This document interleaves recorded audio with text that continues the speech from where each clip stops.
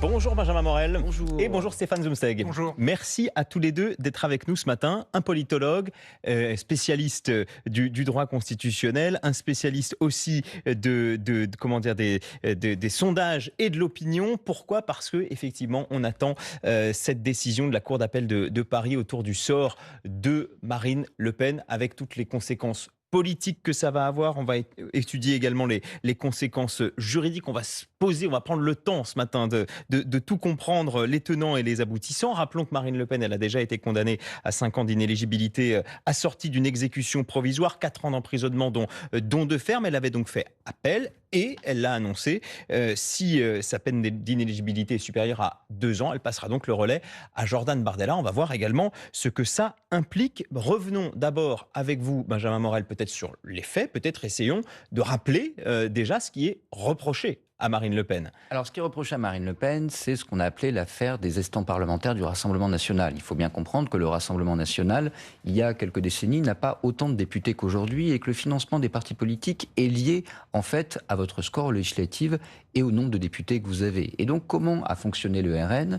Eh bien, d'après ce qui lui est reproché, par un détournement des fonds et des moyens du Parlement européen, à dessein de faire marcher le parti. Quand vous avez un attaché parlementaire au Parlement européen, théoriquement, il travaille pour le député et derrière, eh bien, pour le fonctionnement général du Parlement européen au sein de l'équipe du député. Là, on avait des gens qui, en fait, travaillaient effectivement pour le parti et qui, visiblement, connaissaient de très très loin le Parlement européen quand Ces ils avaient faits mis sont les pieds. établis, simplement pour être assez clair. En tout cas, la justice les a établis en première instance. Alors, en première instance, en tout cas, il a été jugé qu'en effet, ces faits étaient établis. Et Marine Le Pen a un peu changé sa défense depuis la première instance. Elle reconnaît aujourd'hui que, en effet, tout n'était pas tout à fait clair dans l'affectation des moyens et des estampes parlementaires. La question ensuite, c'est, est-ce que l'échelle des peines qui a été celle prononcée en première instance, dès lors que ces faits sont reconnus, sera aussi élevée ou pas ? Et on y reviendra sans doute. Ça change évidemment tout pour Marine Le Pen. Oui, on va revenir sur sa stratégie de défense. Justement, Stéphane Zumsteg, le RN avait cherché à imposer en première instance le récit d'un procès politique avec une justice aux ordres d'extrême gauche. Parfois, on se souvient de la manifestation qui avait été organisée devant les Invalides à Paris, qui n'avait pas eu le succès espéré à l'époque. Ça n'a pas marché dans l'opinion, ce discours. Non, ça n'a pas fonctionné. D'ailleurs, c'était une assez mauvaise nouvelle pour Marine Le Pen et pour le Rassemblement national de manière générale. Il n'y a pas eu ce sentiment d'indignation, de privation, de déni de démocratie. Non, on n'empêchait pas le Rassemblement national d'être présent à l'élection présidentielle. Pourquoi ? Parce que dans les enquêtes d'opinion qui avaient été réalisées immédiatement après ce jugement en première instance, fin mars 2025, on voyait bien que les Français considéraient que la justice était passée, que la justice avait fait son travail. C'était l'époque où on avait encore confiance à la justice. C'était avant d'autres affaires qui ont depuis, évidemment, beaucoup plus écorné l'image du système judiciaire. Il y avait ça. Et ce qui était le plus intéressant, le plus important, c'était de constater que les Français en général, mais surtout le bloc, le socle électoral, les sympathisants du Rassemblement national, accueillaient cette décision avec une relative indifférence. Et c'est ce qui explique que cette stratégie, elle a été abandonnée en appel ? Alors, 2 raisons. D'abord, il n'y a pas eu ce soulèvement, cette indignation populaire au sein du Rassemblement national, au sein de son électorat, d'une part. Et d'autre part, le Rassemblement national a compris, Marine Le Pen a compris, quelque part, que la dureté, que la sévérité du jugement en première instance était notamment due au fait que Marine Le Pen et les autres personnes jugées s'étaient enfermées dans une sorte de déni en refusant, en niant tous les faits, alors qu'il y avait un certain nombre de pièces plutôt accablantes, ce qui fait que depuis, il y a eu une sorte d'inflexion, il n'y a pas eu de changement en appel là je parle sous votre contrôle, de changement de stratégie, mais malgré tout, je crois que les termes de Marine Le Pen en appel, c'était de dire peut-être que nous ne nous sommes pas rendus compte de ce que nous faisions. Un changement d'intonation. Un changement d'intonation, mais en tout cas, il y avait plus cette stratégie un peu populiste anti-juge qui lui a fait très mal, je pense, et qui explique en partie la dureté du jugement en première instance. C'est vrai, Benjamin Morel, que le fait que Marine Le Pen ait refusé de reconnaître quoi que ce soit en première instance a pesé, semble-t-il, y compris dans ce qu'on appelle l'exécution provisoire, c'est-à-dire le fait que depuis que le jugement a été prononcé, elle n'est plus éligible, d'ores et déjà. Oui, exactement. C'est-à-dire que, en fait, que dit la décision de première instance ? Le juge considère qu'au fond, il y aurait un ordre public démocratique et que cet ordre public démocratique ferait que quand vous avez un individu qui nie visiblement avoir commis un crime, un délit qui a été établi, demain le remettre au pouvoir, c'est potentiellement lui donner la possibilité de réitérer pour une raison simple, c'est que s'il ne reconnaît pas qu'il y a eu un problème, il n'y a aucune raison que demain il ne fasse pas la même chose. Et donc c'est en effet ce qui a pesé profondément sur cette décision de première instance, et c'est ce qui a pesé également, vous l'évoquiez, mais sur l'exécution provisoire. Parce que l'exécution provisoire, ça vous empêche tout de suite de vous représenter, ça met fin également à un certain nombre de vos mandats, pas le mandat parlementaire, mais Marine Le Pen était conseillère départementale, elle ne l'est plus depuis cette décision de première instance. Donc en effet, là, le changement de pied timide mais réel du point de vue de la stratégie judiciaire, c'est l'un des éléments qui pourrait potentiellement amener à une évolution de la condamnation. Et rappelons que sur l'exécution provisoire, on l'avait rappelé aussi à l'époque, dans la majorité des cas dans la justice et dans la majorité des jugements, cette exécution provisoire hors politique s'applique. En réalité, elle s'applique bien souvent dans le cas de la justice, Camille. Benjamin Morel, les portes du tribunal, elles vont s'ouvrir à 13h30, mais on ne va pas savoir tout de suite à quelle hauteur Marine Le Pen est condamnée, si elle est condamnée. Expliquez-nous, qu'est-ce qui se passe, pourquoi ça prend tant de temps et quelle lecture vont donner les juges cet après-midi? Alors, c'est un dossier très complexe, et donc à partir de là, pour les juges, il s'agit dans un premier temps de dire est-ce que Marine Le Pen est coupable ou est-ce qu'elle ne l'est pas, et ensuite, d'expliquer, de justifier la hauteur de la peine et ses différents aspects. Il y a probablement, si jamais elle est condamnée, une peine de prison avec sursis, bracelet électronique, pas bracelet électronique, ça aussi, ça va peser. Mais ça, c'est à la fin qu'on le sait, après la lecture de toutes les justifications des magistrats? On a d'abord les justifications, on a les motivations et les motivations de chaque volet de la peine, en réalité. Et donc, on peut avoir, je dirais, quelque chose qui est présenté de manière incrémentale, avec plusieurs éléments qui vont être éventuellement envisagés de suite. Souvenez-vous, en première instance, Marine Le Pen, quand elle entend inéligibilité à titre provisoire, elle décide de sortir, elle n'écoute pas la suite, considérant au fond que c'était ce point-là, sur ce sujet-là, que tout se jouait. Alors Stéphane Zumsteg, malgré tout, on est face donc quand même, si on prend le sondeur que vous êtes, le spécialiste de l'opinion, on est face quand même à une responsable politique qui a donc été condamnée, qui aujourd'hui, si une élection avait lieu à l'heure H, ne pourrait pas s'y présenter. Elle garde, alors précisons qu'elle garde quand même son siège de député parce qu'il y a une jurisprudence qui lui permet de le conserver. Mais malgré tout, il n'y a pas de décrochage dans les sondages d'intention de vote. Il n'y a pas de décrochage dans les sondages de popularité. Les Français s'en fichent.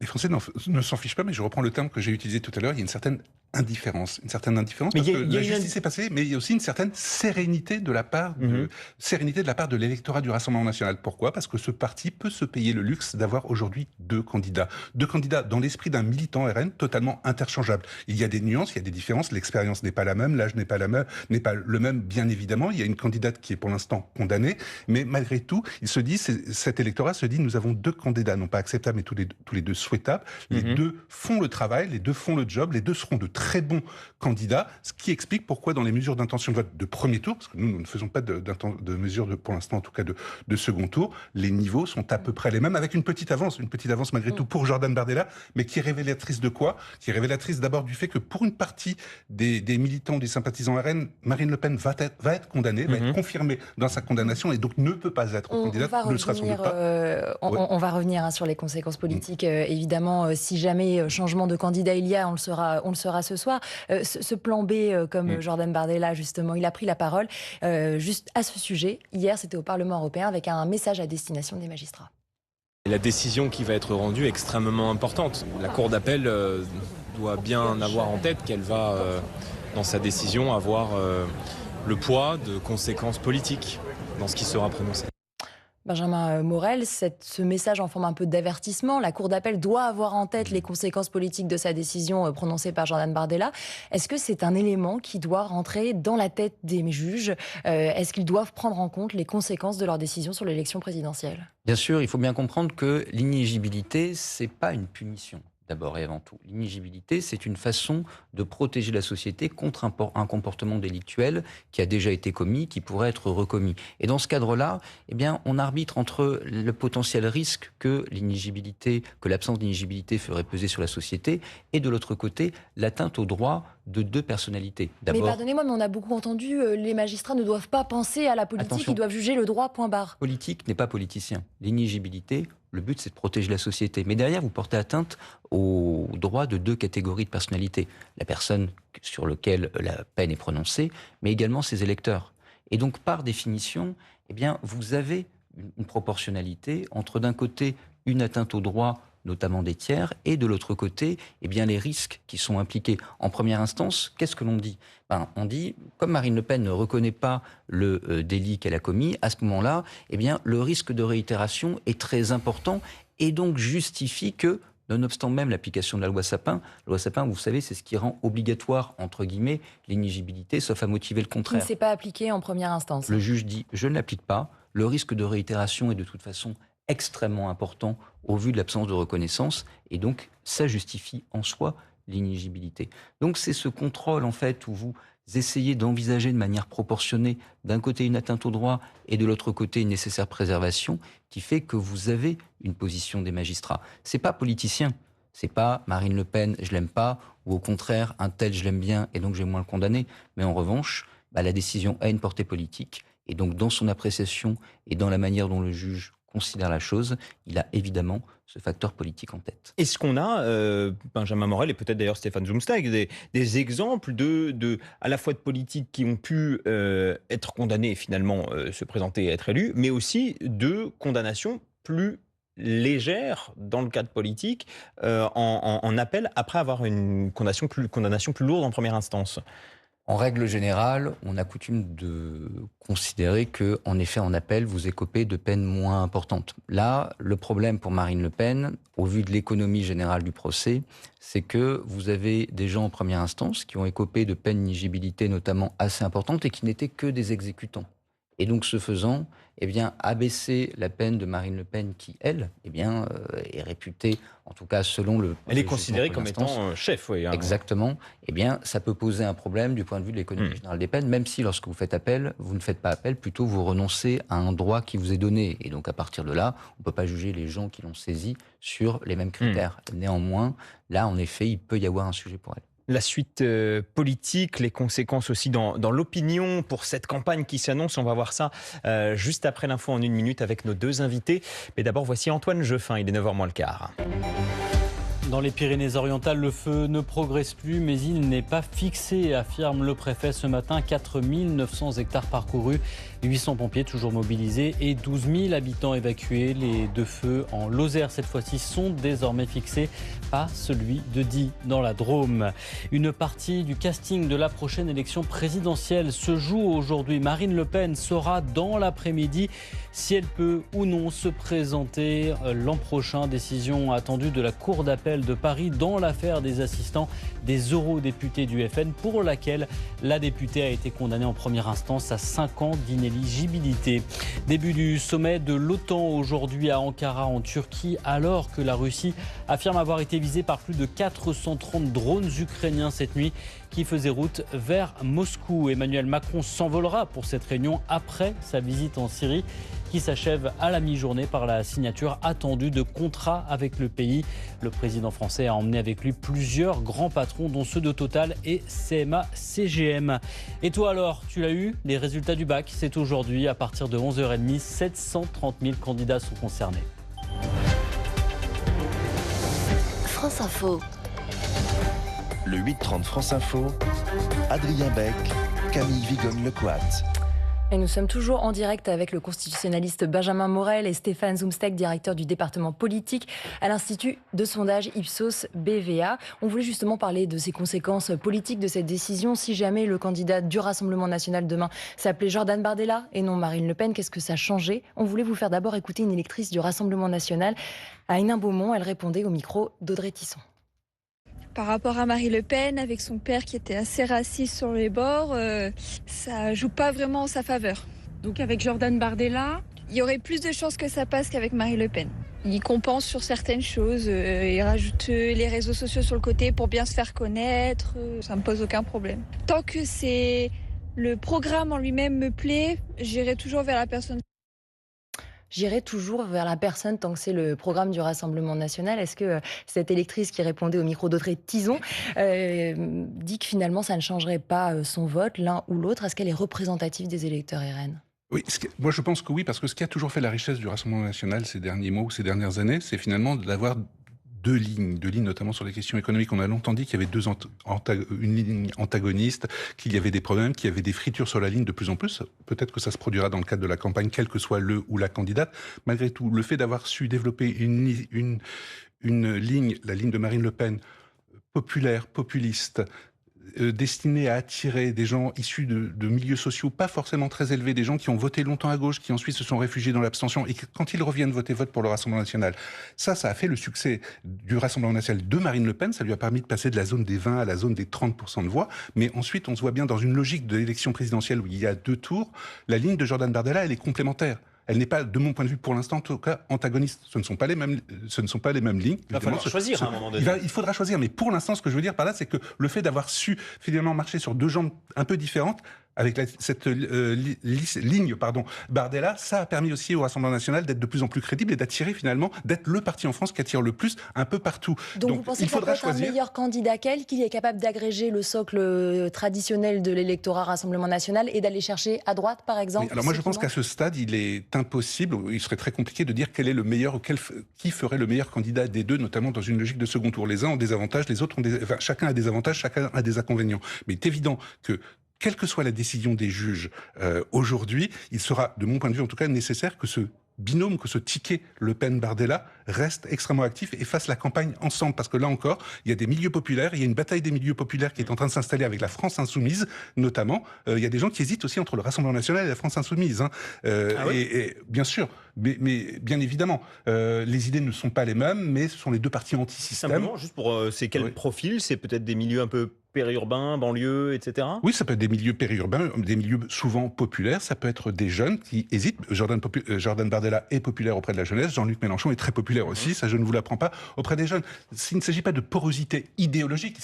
Il s'agit de savoir quel sera le parti anti-système le plus alléchant pour des électorats qui sont ouverts à la contestation et qui ne veulent plus des partis de gouvernement tels qu'on les connaît aujourd'hui. Donc ces 2 lignes, pour moi, pour finir sur le Rassemblement national, elles sont complémentaires. Il me paraît évident que que ce binôme devra continuer de fonctionner, quelle que soit la décision des juges, pour pouvoir être efficace et pour permettre finalement au Rassemblement national de rassembler le plus largement possible dans l'optique du second tour, parce qu'au premier tour, les choses pour l'instant se présentent très très bien. Benjamin Morel, les tickets, ça fonctionne?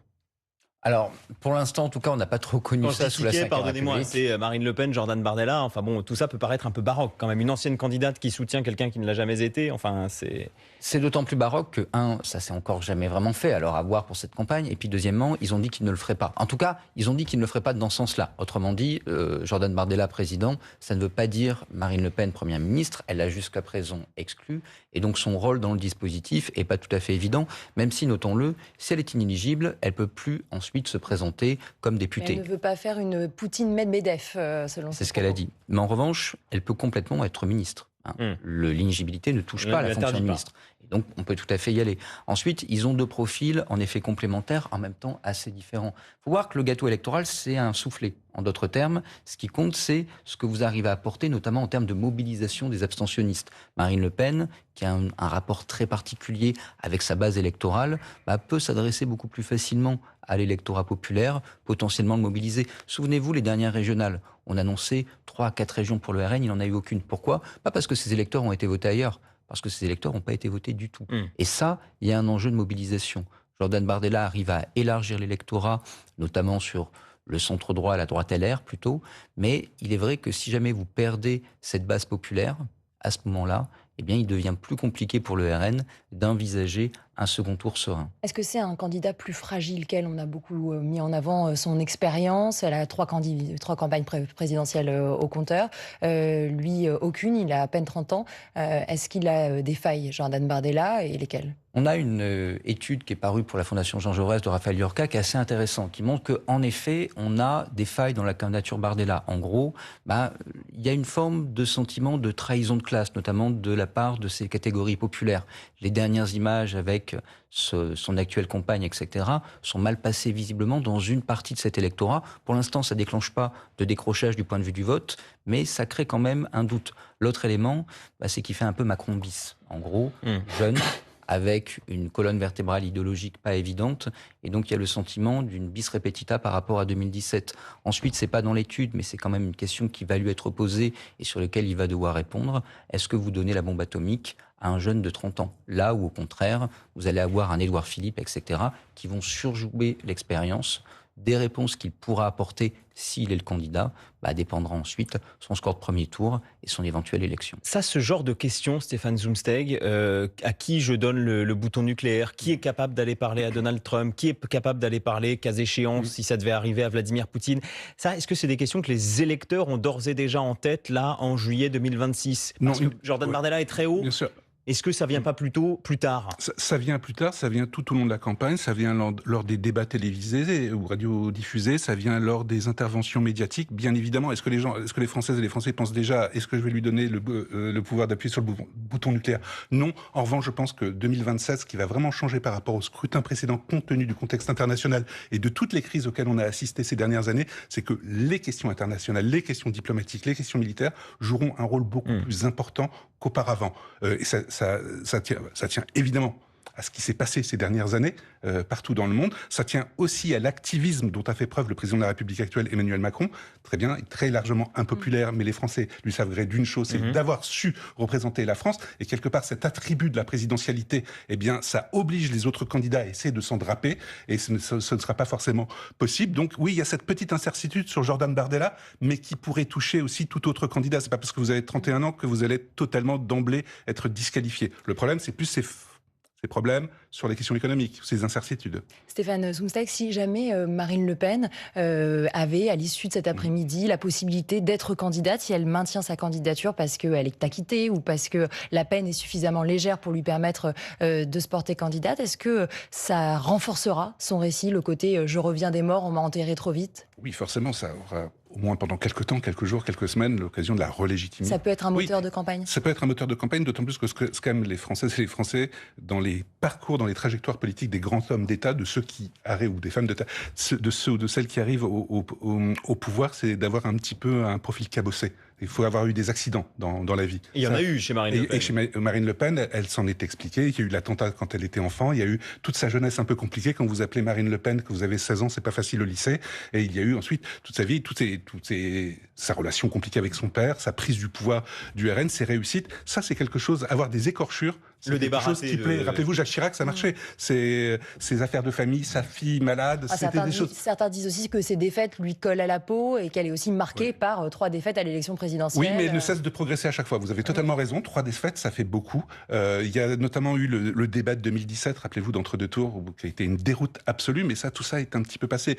Très bien, vous multipliez vous empilez les défaites, mais vous ne faites que progresser et vous rapprocher de ces 50%. Et ça, quelque part, il y a aussi le narratif de la conquête du pouvoir et de l'arrivée au pouvoir la 4e fois. C'est un peu la même chose avec Jean-Luc Mélenchon, d'ailleurs. Un mot encore, Benjamin Morel, là-dessus, quand vous qui êtes un fin observateur de la vie politique, quand on voit dans la presse des soutiens d'Édouard Philippe, notamment, ou de Gabriel Attal, dire ce qui nous inquiète, ce serait plus que ce soit Marine Le Pen qui soit candidate, plus que Jordan Bardella. Est-ce que tout cela est sérieux, ou pour les raisons qu'on évoquait, que Camille évoquait, sur le fait que finalement Marine Le Pen, elle a quand même beaucoup de défaites à son compteur aussi, c'est un petit peu une sorte de baiser de Judas?